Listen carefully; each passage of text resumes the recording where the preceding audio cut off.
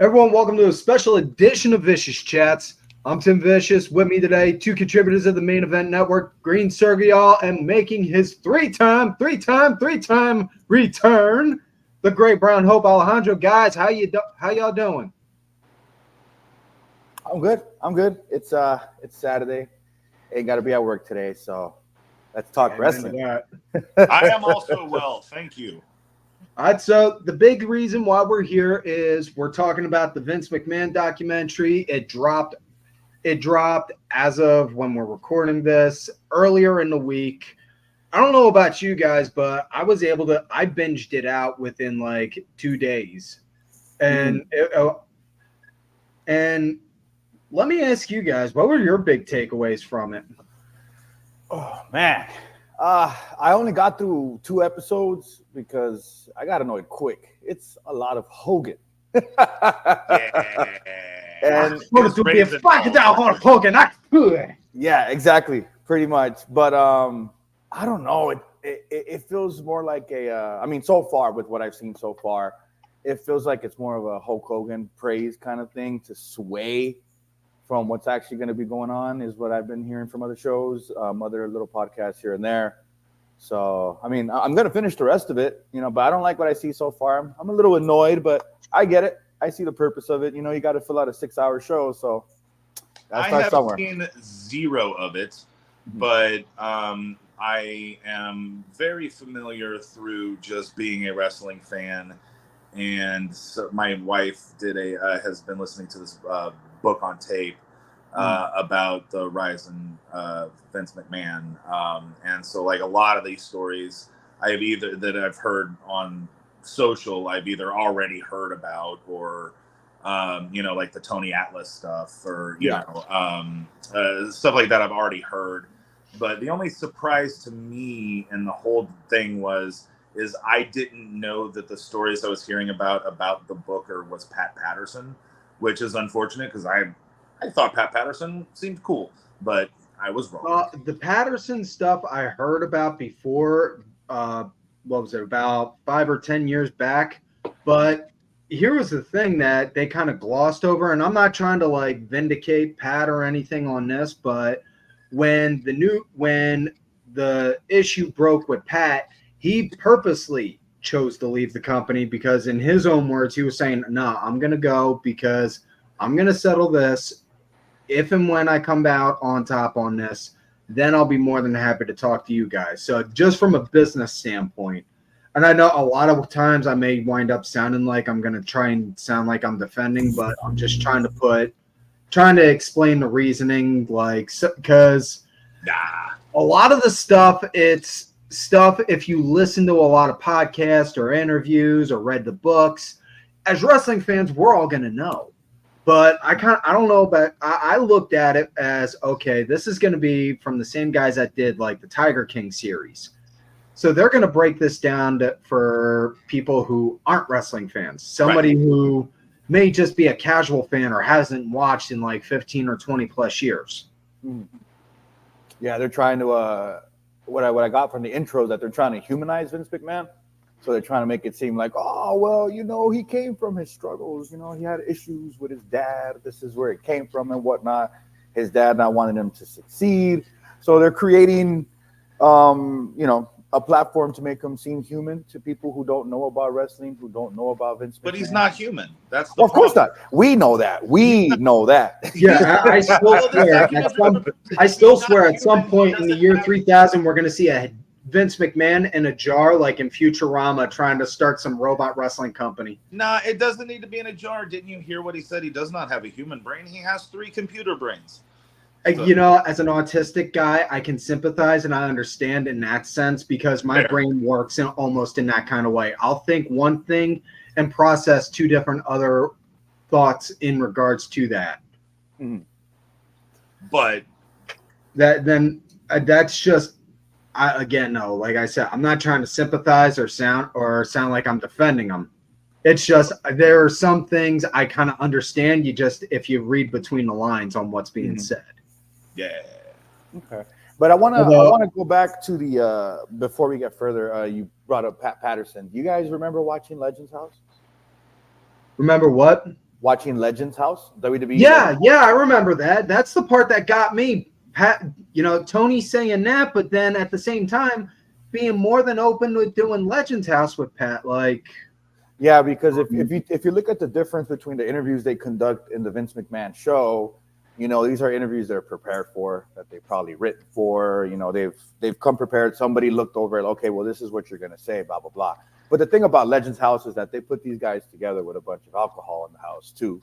Not to mention, these guys are all either recovering from their own issues, their own past and whatnot. Like, I remember seeing that Roddy wasn't drinking at all during the shows, or he would casually drink or something, but I don't think he was drinking much. Roddy was still. He was sober, right? With sobriety. I think Roddy was struggling with sobriety at that point in time, and he was avoiding being in the house. When they were drinking, he would avoid being in the house. I remember that. He would get out of the house. He's like, "Oh, they're drinking in there. They're getting messed up," And for the finale of that show, you got to watch it. Also, if you haven't watched it, it should be on the network still. It was one of their very first originals when they first started the network. But towards the finale, they did a thing where they all went out and did karaoke, I think. And Pat Patterson did "My Way" by Frank Sinatra. It's actually a really good. That's his infamous. That's like his go-to. That was like his go-to karaoke song. Yeah, it was, and it touched me. That ending touched me because all these people that kind of hated each other behind the scenes and hated their own guts when they were wrestlers, like when Hacksaw Jim Duggan and Tony Atlas go at it in the show. It's like old feuds never die. Like, these guys hated each other. And to see all of them kind of like, break down in tears, seeing Pat Patterson, knowing what he had been through. And he had just come out publicly as well, which was something that was hard for a lot of people to do at that point in time. You couldn't just come out and be like, hey, I'm gay. And everybody's going to be like, oh, you know what? That's great. Thank you for telling us. But back then it was different. It wasn't as easy. And to use that in the show, they humanized him. And this was before all this stuff came out as well. But he was already also talking about it. In that show, he talks about things like that he brought to light later on that would kind of, make it seem like a piece of shit. But he came out on his own. He put all that on the table by himself. You know what I mean? Like, he wasn't forced to tell people these things like Vince McMahon is. You know what I mean? Yeah. Like, put into a corner. Pat Patterson, that was a different story. And if you haven't watched it, definitely go back and watch it. I watch it from time to time for fun. I love that show. And I don't know if you also watch it every now and then. Every now and then, I'll look up the old show. It started out on the WWE 24/7, the on-demand, the Legends of Wrestling, because they'll have the legends on there. They'll have Pat, Tony, that stuff like that, and they'll have those guys talking about old things that they had to deal with during those times. Like Tony Atlas, he would say listen, I dealt with some pretty racist shit in my day. Like, I was working with dudes that'd be like, they'd pull out their wallet. You say, like, you see that Klansman card? I'm with them. But, the second somebody would go and mess with me at the bar, that dude that just showed me his Klansman card, he'd have my back faster than any brother. Mm-hmm. Yeah, it's some crazy. Tony has some of the best stories, too. So for him to be in this documentary, I haven't gotten far enough, but he hasn't really said anything bad about him. He says, Tony has always just kind of been a stand-up guy when it's public interviews and stuff like that. So I think he's probably just, trying to be professional, diplomatic about it. You know what I mean? Yeah, I will say this though. I think the one person I feel sorry for the editors that had to do this, because you think about it, with Vince being such a polarizing character that he is, getting over 100 hours of interviews, and then having to just be like, okay, what are we keeping and what's going on the cutting room floor, in compressing it into like 6 hours. No, that's the fun of the job. I mean, that's why people do. Oh yeah, I'm just thinking, oh man, there had to be stuff that they were like, oh man, I wish we could have put that in the show, but we couldn't. We had no way of being able to tie this in. Oh, so they watered it down. Well, that's always going to be the case with documentary series. You get interviews, you'll have someone talk about it, and they'll be like, "Oh, wait. Can we go over this? And when we do this, you go over and talk about it a little more in detail." Or they'll be like, "So can you tell me about that?" No, I won't.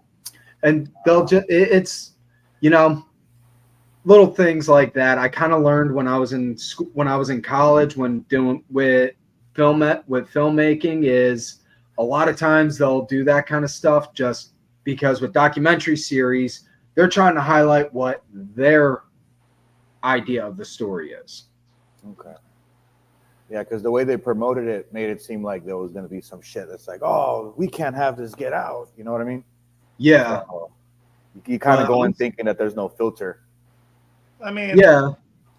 I mean that Paul Heyman story about Shane is pretty. Yeah, dude. Get out. Like, the stuff with Shane, that was shocking, and I'm speaking from the dad perspective. Like, okay, there's been times where I've gone and like roughhoused or played with my son, and he'd be like, "Well, Dad, you're cheating. If you ain't cheating, you ain't trying." No. You know, do that with him, but at the same time, it's like, nah, you know, it's like you gotta throw the kid a bone some every now and again. I mean, you know, you gotta help him build an ego. You can't run the company. is like, I don't know. I enjoyed the fact that from all of the clips and everything that I've read and stuff, it seems like Shane comes across as the only McMahon with a moral compass.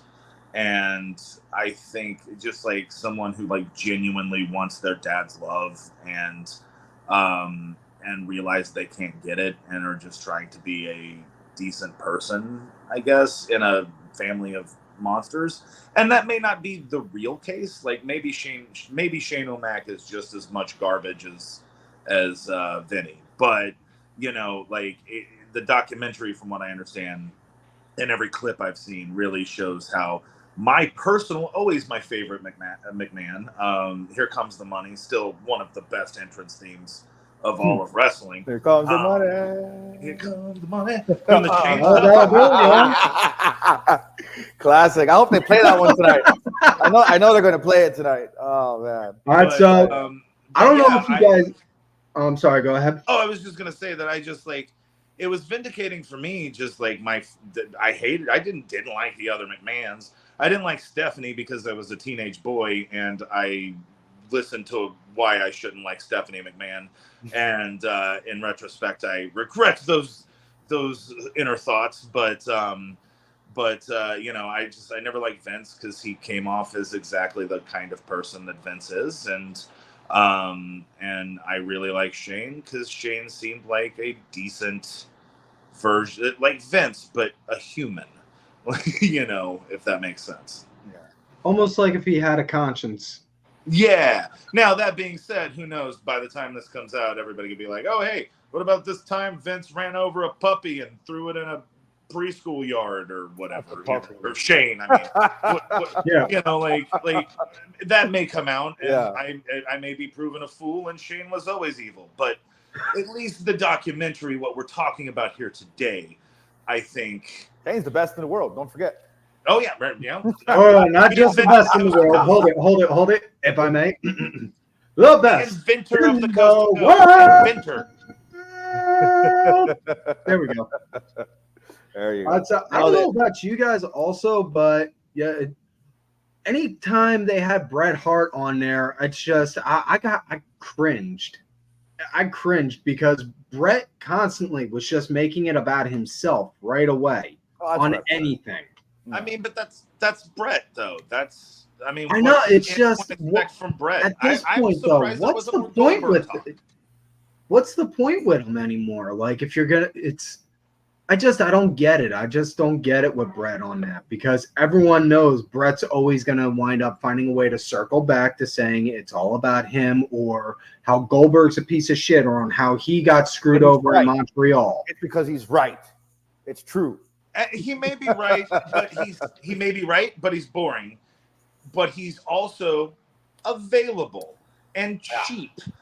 And so he's always and is part of one of the most controversial moments in wrestling.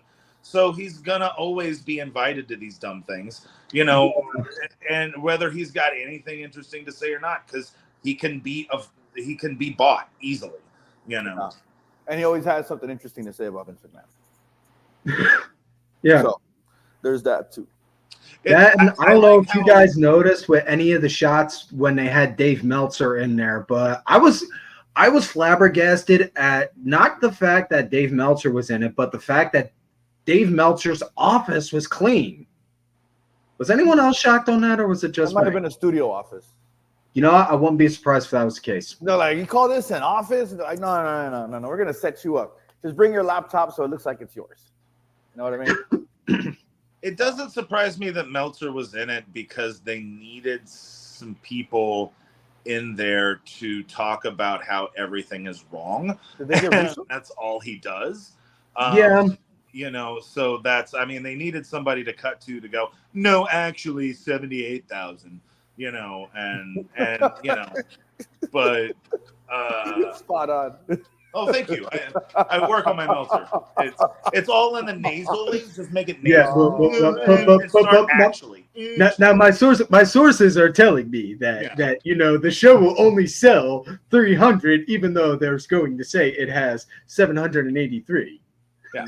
And if you want to do cornet, just sit on your balls and sit on your balls and just get mad. Oh man, that's gotta hurt. You goddamn motherfucker! When you gotta sit on your own grapefruits. The name is Green Circle. I'll give you a green circle, you motherfucker. That's my best Jim Cornette.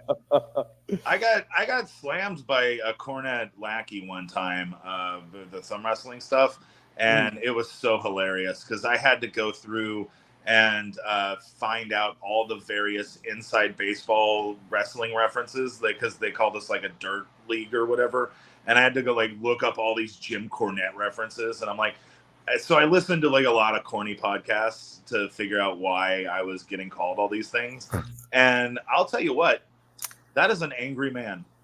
Yeah, that man has some rage. Dude, I swear, you give Corny like a baseball bat and 40 minutes in a rage room, I guarantee he'd wind up calming down.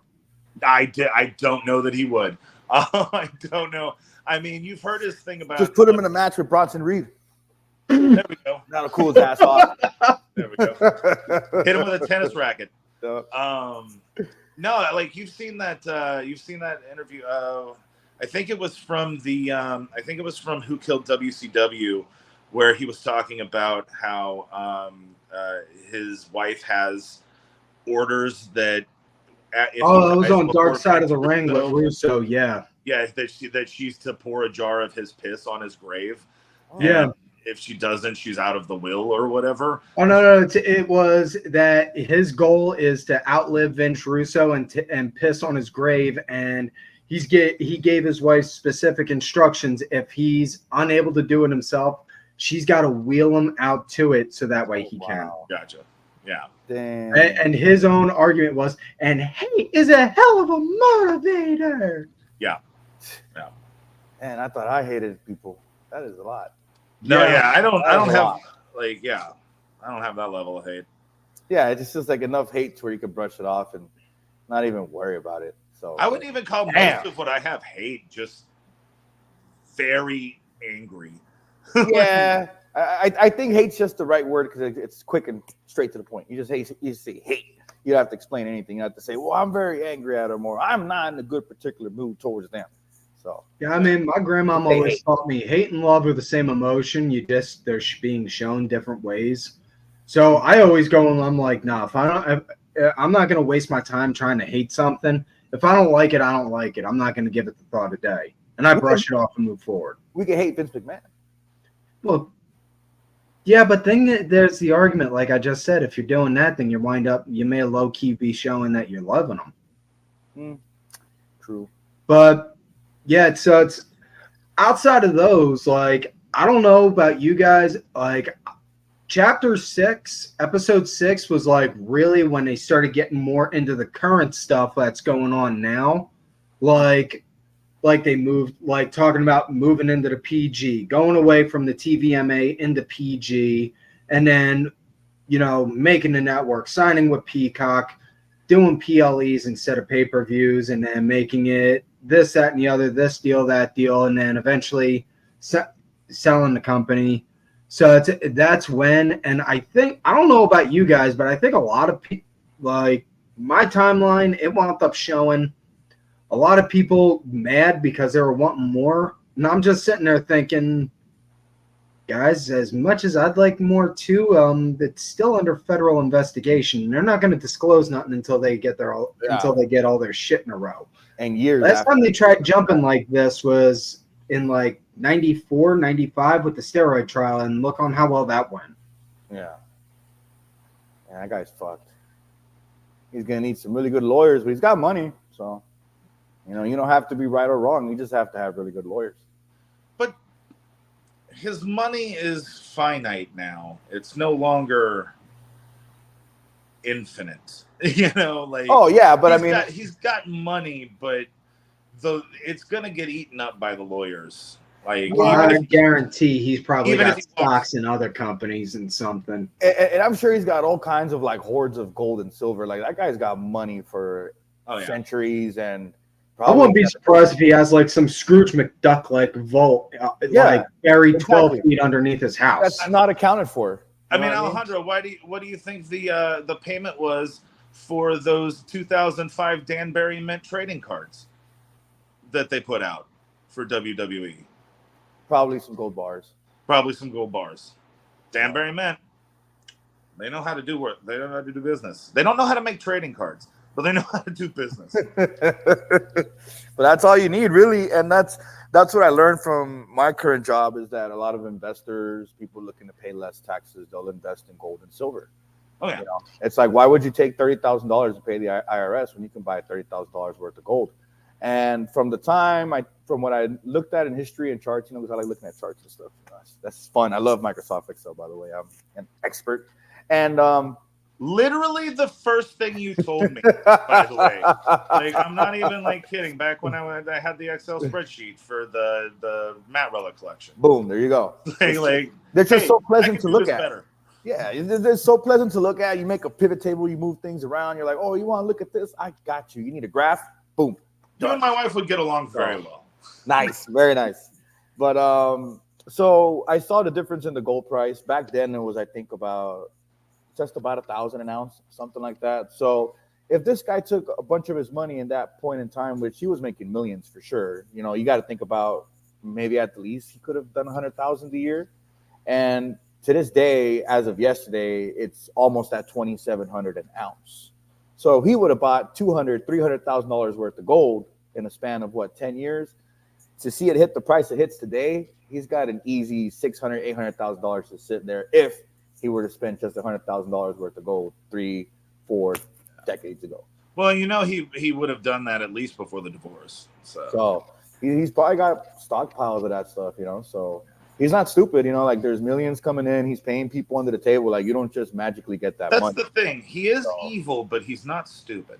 Yeah, no, exactly. He slipped. What happened here is he slipped, and that's why he got caught up. So he got cocky, just like all evil people. He thought he would get away with it, and he's not going to get away with it this time. And now everything else is going to come out to light now that they can show he's guilty. Now they're like, okay, well, what about this? What about this? What about this time you did this? So yeah. Now, I don't know about you guys, but I just checked what the price for gold is right now, and it's about $26.80. Yeah, 28.0. That's what it's been. Most of this year was at 2,300, and then it hit 2,400 about a month ago, and it was sitting around in that. And just 2 weeks ago, when the Fed cut rates, look at me paying attention to politics and shit because of work. So now gold skyrocketed to 2,500 within a week, and then after that, it started just going up every single day. So now it's either going to stay around 2,600 or it's just going to keep going up. Yeah. So I know the price can fluctuate daily, if not hourly. Right. But yeah, I thought I'd get that just to add a little context to what we were just saying. It's a lot more consistent. So if that kind of money keeps going up, there's people that are just have hordes and hordes of gold and silver sitting around that just became 2.8 times more as valuable. So. Now, if you'll excuse me, I'm going to go and call my Uncle Mike, who said he has a map to Hitler's lost Nazi gold. That's blood gold. You can't sell that. You can trade it. You can trade it for some. Be like, hey, I have this, undisclosed. Just melt it, so it's a new gold bar, and then you take it to somebody else. Be like, hey, I have this giant block of gold. I'm willing to trade with you for some newer gold. What do you think? And they'll take the trade for sure. Enjoy that. That'll be pleasant because those are probably some very happy ghosts. Yep. And then come to think, like I used to think back then that the WWE belts probably cost like hundreds and thousands of dollars to make. Oh, because of all the gold. But now I'm starting to think like, oh, well, maybe. I know they do. What's it? It's not like the metal's not actual all gold. It's like I think gold plated. Like they'll use like they'll put like they'll use like metal. They'll use like steel or I don't know. I'm just pulling a random metal out of the air. Like they'll pull like steel or aluminum and then have it be gold plated on top. When we had our belt, we used it in a couple of stunts, and on the second stunt, we scratched it up a little bit, so it was very clearly gold on the outside. Yeah, because I think the NWA is actually 10 pounds of gold, but I think the NWA one's the only one that's actually gold. Well, they got that Smashing Pumpkins money. Because what is that? There's 16 ounces in a pound, right? Yeah. Yes. Okay, so and keep in mind you're talking to you're talking to an autistic guy who's actually not good with numbers. So I may wind up having to, if you start seeing me writing in the air, that's why. So if it's 10 pounds of gold, that belt is worth about $416,000. And that's in today's current exchange rate. In today's current rate. Oh damn! That's why. That explains why during the territory days they asked like so much on the deposit for a champ. Exactly, because when I was younger, I was like, "Is it really gold? Could it be gold?" And then I ended up hearing the stories about, "Oh, you have to pay for the belt. Like it's not exactly yours. You have to put some money down." That's why sometimes guys couldn't get to the main event because they didn't have $10,000 to put down for the belt. So, and now you think about it, like $10,000, that's got to be what? Maybe 10 ounces of gold. Because it used to be 1,000 an ounce, 10 ounces of gold. Like, oh well, that kind of makes sense. You know what I mean? Like, I mean, I'm sure the diamonds aren't real. Hell no. But if it's gold plated, then there's some monetary value to it, like real monetary value to it. I'd say I'm drawing the numbers in the air. I'm trying to do the math now. Yeah, because I would imagine Vince would have either had real gold or gold plated, depending on how much he trusted his guys. So chances are it was probably plated, but I'm not 100% certain. I wish I was. Listen, if I can get this show going to the point where I can talk to like famous belt designers, you damn well better believe I'm gonna ask like, yo, let me ask you, that Reggie Parks design from like '85, was that real gold? Oh yeah, you better believe I'm gonna ask stuff like that. Yeah, because to say 10 pounds of gold, like that's got to be 10 pounds of gold. I mean, I get the gimmick too. Like it's all the gold that you could possibly put on the belt. That's a heavy belt. 10 pounds around your waist, that'll pull your pants down easy. Oh yeah. You know what I mean? Yeah. So let me ask. So aside from those, were there any other things that you guys caught from the show that like may have been like a whoa, okay, that's something I didn't expect to hear, or something like, well, yeah, I knew that, but they kind of fleshed out and put a little more meat on the bone on this story or that story?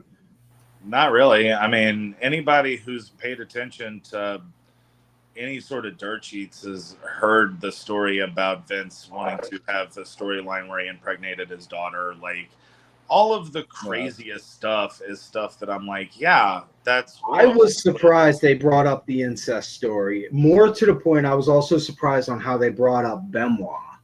But also, I mean, that Benoit thing was hard to watch. That was hard to watch. Yeah, and I'm going to be in the very. I may be in the. I don't know if I'm in the minority or not saying this, but I know I'm in the minority saying it out loud. But Chris Benoit was hands down top 5 best technical wrestlers of all time. But at the end of the day, and this is a direct quote from Paul Heyman, and I fully agree with him on it. At the end of the day, 3 people died that night. One of them had a choice in the matter. So as far as Benoit goes, fuck him. No, Benoit sucks. Yeah. Like, and also he was like, maybe he was a good technical wrestler, but just to shit on someone who murdered his family, he wasn't good on the mic, and he didn't look good on camera. Like he was a great technical wrestler. He seemed a little nervous, like he didn't know, like, okay, is this one pointing at? Is this one on, or is it that one, or like a little nervous? Yeah, I wonder why he was so confused. Yeah. Let's ask Chris Nowinski. That was another shock. The fact that they were actually willing to bring Nowinski into the show and talk about CTE. That's the thing. That's why they were able to talk about Benoit, because it's not a WWE show. It's a Netflix show. Yeah. So the limitations aren't the same. There's no grasp over, like, you can't say this. You can't talk about this. Yeah. You can't say wrestler. Little things like that, that's out the window. It doesn't matter. Like, whoever's there to talk is getting paid regardless, and they don't have to go through WWE for it. I don't know if there was any AEW guys in it, but they wouldn't have had to go through AEW for it. No, they didn't have any. The most they did with AEW was show some clips of when Cody was in there and when the debut episode of Dynamite, and they talked about on how Cody was there, and then he jumped ship and came back. Yeah, see? Exactly. Things like that you can't do on a WWE show. And if they showed AEW clips, exactly. It's a Netflix show. They reached out to TBS, TNT, and said, hey, we need to borrow some clips. They didn't even have to go to AEW for it. So yeah, that's the beauty of the Netflix shows, is that, I mean, I haven't seen the whole thing yet, but I'm hoping there's something I haven't heard, something new, something different, maybe an interview from someone that I haven't seen on other different podcasts or earlier YouTube shows or Botchamania highlights. Well, they did talk about Owen, and the one thing that I did notice that they talked about that, honestly, and I don't know if maybe I was just in the minority and didn't know it, but they actually did file a suit against the manufacturers that handled the harness that Owen was supposed to use. I never knew that. I don't know if anyone else did or not, but I was just like, that was news to me. All I knew about with the Owen incident was, aside from everything that has been openly discussed, was 10 plus years back, Vince Russo was on Jim Ross's show back when it was the Ross Report. And he talked about on how when he was still working in the bookings in WWF, it was, hey, we have this idea for Owen. What do we, or not, it was, hey, we just hired these guys who did this rappel stuff for Sting all the time in WCW. Do we have anything that we could use them for? And then Vince started looking through his book like, oh, hey, we could have Owen do it. And then during the day, Owen did the rehearsals and then went up to Vince and said, Vince, wouldn't it make more sense if I went first since I'm doing this? And that's, outside of that, that's all I knew. That's new stuff that I knew. Yeah, I think they go in depth in the Dark Side of the Ring episode about it. I remember that. So if you haven't checked it out, you should check that one out. Did you watch Dark Side of the Ring? I've seen some of it. It's just a lot of it. It's hard to take in just because, like I said, with documentaries and docuseries, it's especially when you're focusing on the negative aspects on something, they always try and paint this super, while something may be wrong and bad, case in point, like we're talking about Vince, they'll try and make it like a million times worse than it is. Like, no, listen, we know he's bad, but he's not like that kind of bad. Okay. And that's me no way, shape, or form trying to defend. I'm just saying it comes off that way to me, and it's hard for me to like sit there and process and watch it. Gotcha. That's why for me, that's why I said the intro was about them trying to humanize Vince, kind of in a sense to get you ready for what's coming. Trying to be, hey, well, if you feel this way about this guy, just don't forget, his dad hated him. His dad didn't love him. Like, that doesn't fucking matter. Yeah. I mean, that's a reason, not an excuse. Mm-hmm.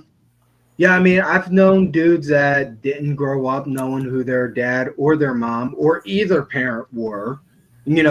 Some of them grew up to be assholes. Some of them grew up to be decent people. But at the end of the day, it's, just try and be as decent of a person as you can. That's the message I always try and put out there. But yeah, I don't know. The whole thing seems like it's going to be hard to watch. Just like there's a lot of things like the Stephanie McMahon, Mike Tyson thing really kind of, I think, shows how conditioned she was as a kid that to remember things differently, and that really bugs me. in her defense, it bugs me, not because of something she did wrong. But if you don't know what I'm talking about, she was asked if it made sense for the WWF to hook up with Mike Tyson in the Attitude Era. And she was like, well, he wasn't arrested for rape at the time, was he? And then someone off screen was like, yes, he was. And she was like, oh. I saw that clip. That's right. Yeah. And that just, to me, that really shows like conditioning of a kid, you know, just to misremember things how the adult wants them to remember it. And that always, I have a sore spot for that. So, you know, I don't know. There's like a lot of stuff in there. It's just like, I don't know. It just seems so hard to watch, you know, even if it's good. It's like the clip, because the Benoit scene is, for those who have not watched it, I did see the clip of the Benoit stuff, and it's just like, it's like a montage of people saying CTE doesn't exist, and then news reports of the Chris Benoit thing, and then shots of Chris Benoit taking vicious headshots for multiple times, you know, and then Chris Nowinski's thing. So, you know, it's real hard to watch, real hard, as a wrestling fan and someone who has cheered on Mick Foley getting smashed in the face multiple times, you know. Yeah.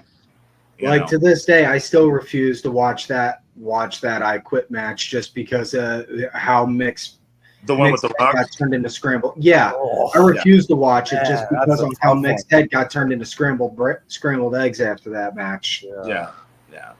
You know, I mean, I did backyard shit, and I got one or two concussions myself, and that shit ain't no joke, man. No. I never got, like, I can't, I'm too big for MRI.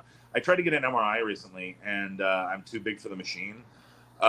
So I've never actually gotten an MRI, but I'm pretty sure I got concussed at an after prom party because they had one of those stupid American Gladiator Q-tip fight things. And the person I was going against was way too competitive and decided that going straight up, both hands overhead on the top of my Jesus Christ was the way to go about it. And like, what the shit? Yeah, I don't remember most of the rest of that night. So you put him over with like no choice in the matter. Yeah, no, I took the 3 easily. Oh man, hey, look at you, man, putting over young talent since day one. They pinned me, but they didn't pay me. That's weird. Well, did they at least give you a hot dog and a handshake? Did they at least give you a hot dog and a handshake? They did not. No, they bastards. Please don't sue us. Bastards. Taking a small claim. Bastards. Oh man, that's. But crazy. yeah, no, I mean that's my experience, and I know that is not, and that's a minor one too. Like that, I can't imagine that has anything on like wrestling headshots and stuff. So like, yeah, just that one minor thing, I can imagine how much that would mess somebody up, you know, like. And I mean, I know this wasn't mentioned in the documentary, and most people don't even really talk about this anymore, but you guys, Shibata, the wrestler Shibata, he was out of wrestling for a couple years because dude legitimately headbutted, I think it was Okada in Japan. I don't remember if it was him or not, but he headbutted somebody so hard he gave himself a subdural hematoma. Jesus Christ. Yeah. That's why I was just like, no, yeah, listen, I don't fuck around with your head. Yeah. You know? You want to go and do shit with wrestling, like where you want to make it look like your arm's barely hanging on by a thread. You want to make it look like you're not sure if you can walk again. You want to make it look like you're stuck in a chair for the rest of your life. By all means, go ahead, but don't fuck with your head or your neck, man. Yeah. Fuck with either of them, and you're as good as dead. I got a concussion once too, and I was wearing a hard hat. That shit fucked me up. I still feel the effects every now and then, but the concussion will fuck you up for a while. Yeah. Oh God, yeah. The worst one I ever got, believe it or not, was with a fight I got into with my brother. Jesus. Well, oh man. Brotherly love, right? Yeah, Jimmy versus Jay, Ragnar versus Rollo. Yeah, it was me and my brother. We got into a legit fist fight. I don't even remember what the hell it was. He gave me a good shot. He caught me like right around here on my eyebrow. He caught me right there, and I gave him like a black eye, and his eye was swelled shut. He couldn't look out of it for like 2 weeks. But my face, I was out of it. After that shot, I had to ask like 2 days after that, like, what's going on? What happened?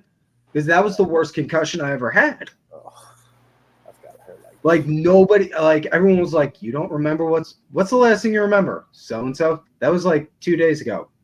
Okay, somebody want to clue me in when I don't remember the past 2 days. You're just on autopilot for 2 days? Yeah, it was. Wow. And the worst part is when you're on concussion watch, like the first 24 hours, they got to make sure you don't fall asleep. You can't sleep.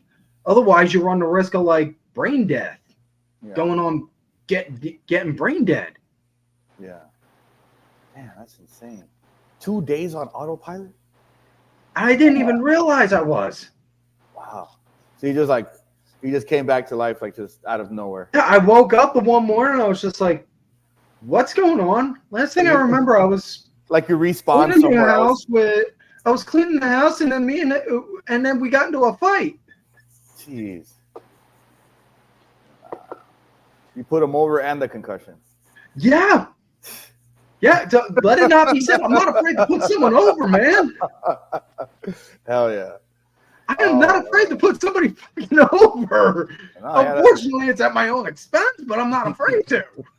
No, yeah, that shit is real, and yeah, they should be talking about it more.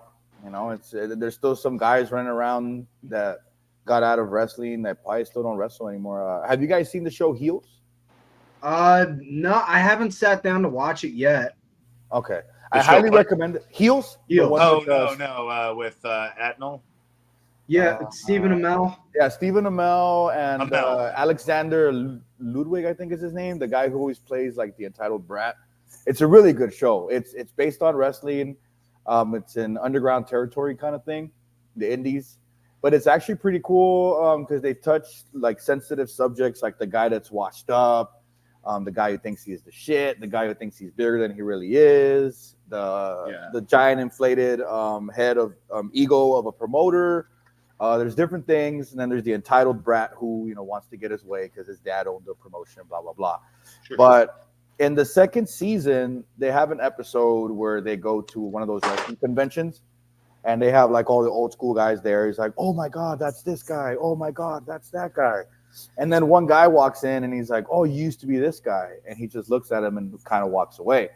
And the guy he's with tells him, "Oh, don't worry about him. Like it's been so long, like since he lost it, so he's kind of just here." So, and he walks with him. He walks him through things. He's like, "Oh, well, why are you bringing him here if he doesn't know why he's here?" He's like, "Well, the people know who he is, so he'll get some money for rent, for bills, for food, and stuff like that. So, the best I can do is bring him here and hope, like he's okay with signing autographs and stuff." Almost kind of like with the Mickey Rourke movie, The Wrestler. Yeah, something like that. Yeah, where it's like they're already way past their prime. Nobody, like hardly anybody remembers them. You know what I mean? They're making $20 to sign a picture, stuff like that. And they do like one of those. In the show itself, that same promotion has their own podcast where they talk about wrestling. And this guy was like one of the biggest guys in the indies before, and now he came back to put the younger crowd over. So he has this podcast, and he brings those two guys in to do a show. He's like, "Okay, well, let's go out to dinner. I'll get you guys dinner, but I want to record our conversation for my podcast." And they end up talking about, the good old days. And he asked the guy, like, "Why'd you stop doing wrestling? Like, you could still go, right? I mean, you could still, if you wanted to, turn the character back on." And that guy is like, "Oh, we're gonna get serious for a moment here. Like, I'm gonna tell you straight up. Like, I see what you do. I see that you're still doing it, but sometimes I kind of feel sorry for you. Because you have to do it. This is all you have." And that hit me a little bit because it's exactly what a lot of these guys go through.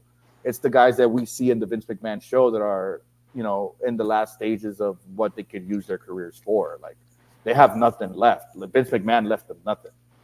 You know what I mean? Like, they don't have pensions. They don't have insurance. I mean, I think I read somewhere they have like new Legends contract. They take care of the guys or something, but I don't think they're going to reach out to everybody. They're not going to give it to everyone. There's going to be the smaller guys that might call up and say, hey, I could use this kind of help, and they're not going to give it to them.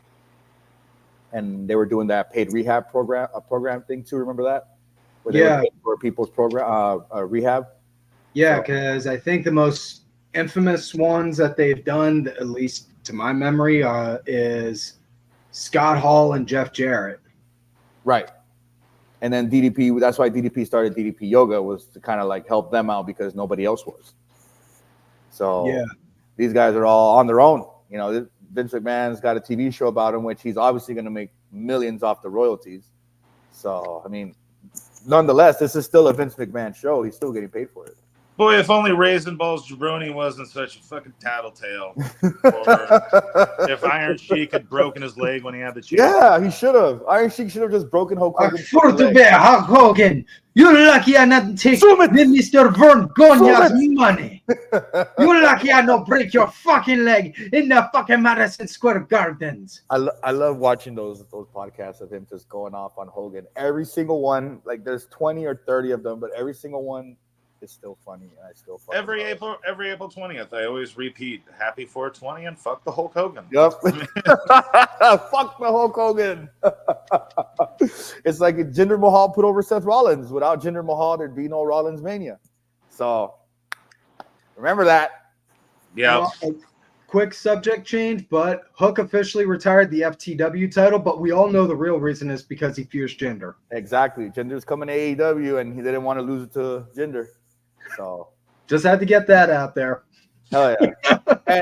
and while we're on it, I'm excited to one day see Jinder, Veer, Sangha, and maybe Shanky all show up on AEW together and just fucking run wild, man. I mean, something interesting needs to happen on AEW soon, or I'm gonna stop watching. I mean, they haven't had an invasion angle yet, right? No, but honest to God, I hate invasion angles. I don't know about you guys, because it's always it's like, okay, how you're going to have this outside company invade the primary show? Well, nobody know that's not going to win? They're not going to win? When Jinder left, he left with Veer and Sangha, and Shanky was already gone. So what I see with it is I honestly thought he was going to open his own promotion or something, like take those guys with him, like, hey, we've got enough of a buzz. People know who we are. I thought he was going to go making his own promotion in India or something, or get some sort of ambassador kind of thing going on in there. I mean, he's got the power. He's got the name power. He's a former world heavyweight champion. And it could work in AEW. People hate his guts, but, I mean, he's going on a hell of an indie run right now. Like, he might even have a couple new fans, so to speak. I mean, and anytime somebody ends up on the Chris Van Vliet show and gets to tell their story, shout out to Chris Van Vliet, by the way, they get to tell their story, and now everybody's a fan now. Like, oh, I fucking love Jinder now. Oh, I love this guy now. Like, I sat down and watched the video. I've always loved him. Like, no, fuck out of here. But you bring him into AEW with his goons, it's beautiful, man. Just to come out and maybe destroy the Young Bucks. But then they might get over doing that. So, well, unless they feud with the conglomeration, I know that I'm not really paying that. Like, if they're not feuding with the conglomeration or beef, then I'm kind of not paying it that close of attention to AEW, to be honest. I try so hard. We're just wait. Soon enough, we'll see Jinder come out, do a sneak attack on the conglomeration, attack Mark Briscoe, and then beat him for the ROH World Title. You can't beat Mark Briscoe. Like, I already booked it. He fights like down. An uncle thinks he can fight. He may be a master of redneck kung fu, but he's not the modern day Maharaja. Yeah, but people love him. I mean, he's one of those names that's just up there with wrestling fans. Like, people. And Briscoe brothers are hands down. They're a big deal. They were a big deal. Tag team for me. Oh, and I love him, and I didn't even know who he was until the conglomeration started. Like, I know now I know about them boys, but like at the time that the conglomeration started, I was just like, who's this crazy ass redneck? Like, they were always one of those teams that I thought would eventually end up in WWE, but they never did. They were huge in ROH. Like, they were huge in the Indies. Everybody knew who they were. Yeah. Everybody loved, and they were that one team where it's like, oh, they're going. They got to go. They're going to get the call. They're going to get the call. Yeah. The other one's dead, right? They're the one. Jay? Yeah. Unfortunately, Jay passed away. Jay died in a car accident. Yeah. And then there was some kind of match with FTR or something, or FT. They had a dog collar match. Yeah. The last match Jay had was in a dog collar match. It was Briscoes versus FTR in a dog collar. Gotcha. And that was when the Briscoes won the tag titles for 13 times. They didn't want them on TV though, right? TNT or something? No, because what it was back when Ring of Honor was still independent and owned by Sinclair Broadcasting, Jay Briscoe was in character throwing out a bunch of different kind of remarks that were really like homophobic and like I think one or two racist ones, I'm not sure. But he went out of his way to like make sure like to explain like, listen guys, I fucked up. I was wrong. I'm sorry. And he went out of his way to bend over backwards, walking on like eggshells and broken glass to show he was sorry. And everyone was like, nah, dude, we get it. You were trying to play a bad character. You were trying to play a character, you know, basically like if you got asked to go and play Hitler in a movie. Yeah. Not like fucking tic-tac balls Hulk Hogan when he said he was just sorry he got caught on tape. It didn't say he was sorry he's a racist. Yeah. Or you know, firing his PR manager for his fucking beer all because she was black.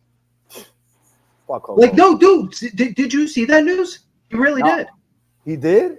Yeah. He hired a PR team for the American beer thing he made. And then once he found out the lady that was heading up the PR team was black, he fired her. Still racist. You see that? Yeah. It's just like, fuck. Once a racist, always a racist. Say no to racism, guys. That's why I got blocked by him, because he's still a racist. You know what I mean? Yeah.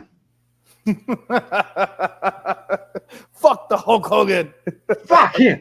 I could.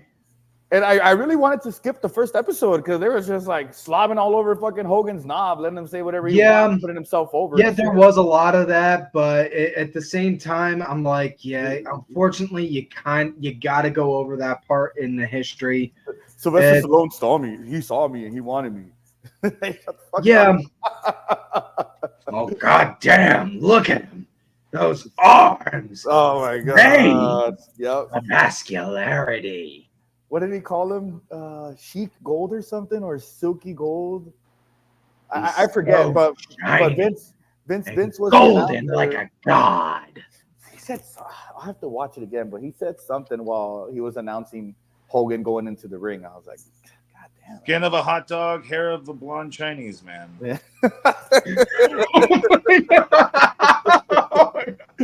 Oh man. That's the best right there. That's an Always Sunny thing. I hope that no one thinks I wrote that. But yeah, no, I hear you. It's not like you wrote it. You know, the way you delivered it, I completely forgot. I completely forgot that could have been an It's Always Sunny line. Yeah, it was I think in the wrestling where they do the Freedom Eagles. I don't watch a lot of that show, but my when I got my wife into wrestling, she showed me that episode. So we need a breaking news for Hogan, something funny, and you got to do it today. Oh, okay. Please, okay, please. How about that? I'll say please. Sorry, that was a little rude. Okay, I'll think of a joke right now. Breaking news: Hulk Hogan, I don't know, doesn't know he's balding. Maybe doesn't know that everyone can use the men's room now. Oh man, what was it in The Office when he's like, "Who said that the restroom is segregated or something?" He's like, "No, it's not." He's like, "Why is there a picture of a white man on it?" Oh man, Hulk Hogan would have been like, "Yep, that's my restroom right there." Terrible human being. Breaking news: Hulk Hogan charges process server $200 for his autograph. Process server? Yeah, that's the best I can come up with right now. Make it $250. Yeah. Breaking news: Hulk Hogan discovers his long-lost sister is actually his brother. Oh, brother. Is his brother. Hard Times already did one that that not everybody, and somebody else memed it. Yeah. Anyway. I'm sure you'll think of something. So do you guys get any other takeaways from the show outside of that? No. Obviously we got way off the show path here on that. Fuck the show. Fuck Vince McMahon. Well, because one of us only watched 2 episodes, one of us watched none of it, and it all just covered stuff we already knew. I mean, episode 6 was really like more where they went into today and current stuff. And like I said at the beginning, I think a lot of people were just like so insistent and hoping like, oh man, we're going to get details about the Janelle Grant stuff and the investigations and this and that. It's still ongoing. So we're not going to get it. We're not going to hear nothing on it. And if anything, I don't know about you guys, but I wouldn't mind if like within like another year or two, we get a follow-up to all of this saying, hey, these were the results from all the investigations. I mean, like, it's good for people who like documentaries, but I'm like, I get my negative information from the news. Like, when it's the news, I will listen to it, but when it's a documentary, it's like, I mean, okay, this is terrible and awful. Like, you know, like, I can't devote that much of, I'm 41. I don't want to devote that much of my brain power to that much sadness, you know, like, yeah, it's stuff that needs to be exposed and needs to be out there. But for me, it's just, for me personally, in my entertainment intake, I'm just like, I just don't want that kind of, like, you know, just like, I don't want to watch Chris Benoit take share shots to, you know, outtakes of news articles about what happened. I don't want to watch the scenes where Hulk Hogan gets shown to be an asshole, like when they're talking about the union thing. Like even during that time, you know, it's not entertaining for me. It's just negative. It's just this horrible thing that needs to be better, and the only way for it to be better is to put it out there. But also, I'm not a person who does anything about fixing that other than just watching the wrestlers that I think seem to be decent people, and hopefully I'm right, you know. But yeah, for like a follow-up documentary about the whole thing, I just like, man, that seems like a subject I don't want to know much about, you know. Like, that's just sad. It's just, all of it's just sad, just negative. But where exactly is do you guys know where their case is at this point? Like, what we're no, nothing. All we know is that the government asked Janelle Grant to put pause on her case so that way they could do the federal investigation. So she just, for lack of a better term, she hit the pause button. She hit the pause button so that way the government can go and do their thing. Good to know. Basically, they're going to figure out how much Vince McMahon has to pay them to make it go away. Right? I mean, it's been this long. I mean, it's been, what, almost a year and a half now? Almost 2 years, maybe? Yeah. I mean, to follow through on a promise, I think we all know why it's getting drug out. So it's just to see if his friend gets into office or not. Yeah, exactly. See what I mean? That's all it is. We'll wrap it up. Just one last quick question. Something that's been swimming around in my head for a minute, and I haven't been able to think of an answer on it. You guys think there's going to be any potential fallout from this with Raw going into Netflix in January? Yeah, they're going to make a Hogan show. Watch. They're going to make a fucking Hogan show. Do not speak that into existence. No, dude. I mean, they already had him sitting down for all this fucking, so he could stroke his own fucking cock. Well, you know, they canceled they canceled that biopic movie, right? Yeah, which he had nothing to do with. So, yeah.